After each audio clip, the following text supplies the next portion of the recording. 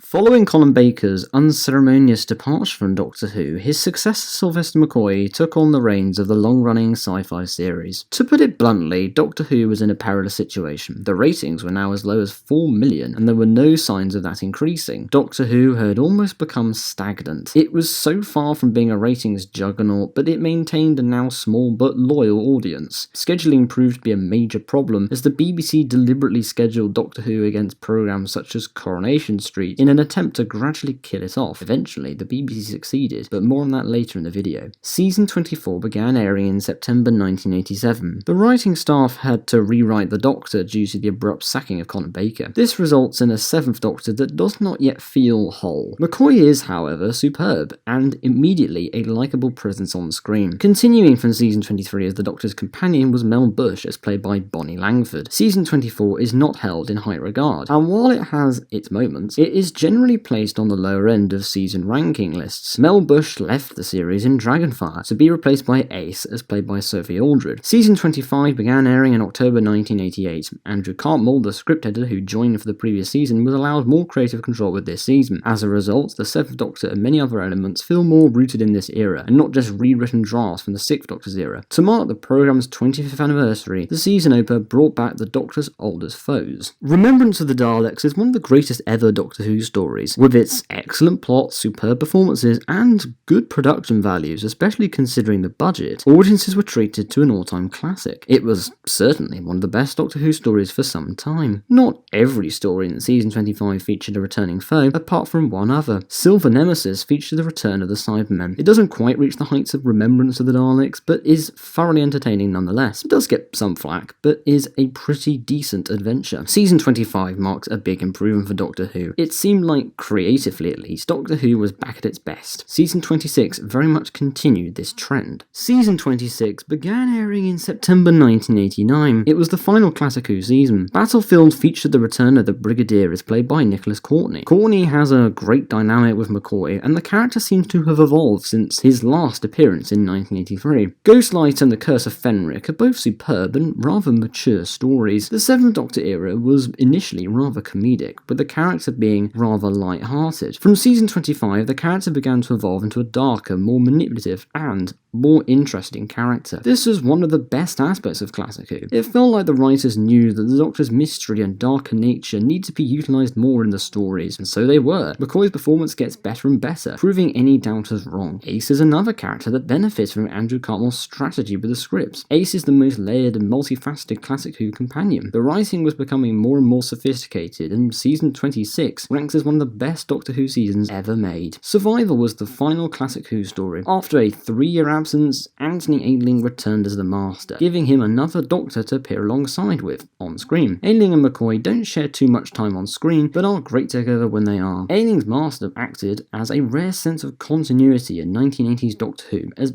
everything else changed. Survival is a rather fitting story for the final Classic Who story, the most obvious aspect being the title. Despite the consistent writing of McCoy's final season, little over 4 million people on average tuned in. After over a quarter of a century, Doctor Who's original run came to an end.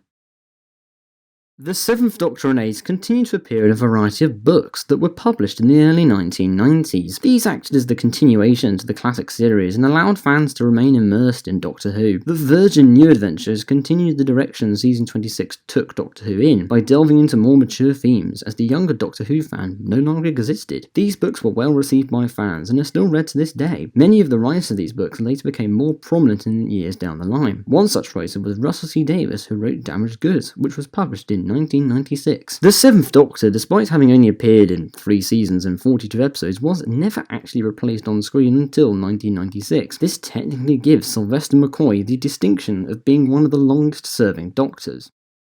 Various attempts to revive Doctor Who were made throughout the 1990s. American TV producers were particularly interested and certainly had more money to make it a glossy reality than the BBC. Well, after many years of trying to get a revival off the ground, one arrived in May 1996, a co-production between Fox and the BBC. Sylvester McCoy was invited back to film a regeneration scene. However, he ended up appearing in a lot more than just that. Paul McGann was cast as the new 8th Doctor and was intended to be a Doctor for a new generation of viewers. McCoy's inclusion in the TV movie is great. His performance is understated stated, but feels like he never left the role. It's not entirely clear whether the writers understood the Seventh Doctor's character, but to have McCoy back for a little bit was nice, even if it was ultra confusing for newcomers. Big Finish Productions began producing Doctor Who audios in 1999, and Sylvester McCoy joined from the start. Since then, hundreds of Seventh Doctor audio stories have been produced, shedding further light into this incarnation. For an era that was cut short on television, it's fantastic for the fans to now have so much Seventh Doctor material. The Seventh Doctor era, the books and audios included, is a very interesting part of Doctor Who. The programme was finding its feet again, but that consistency in style continued in the forms of other media. In the 90s, the Seventh Doctor was one of the most popular Doctors. One such instance came when McCoy won a prestigious poll, overtaking Tom Baker. This era is rather underrated, but a new generation are now discovering the episodes on television, but also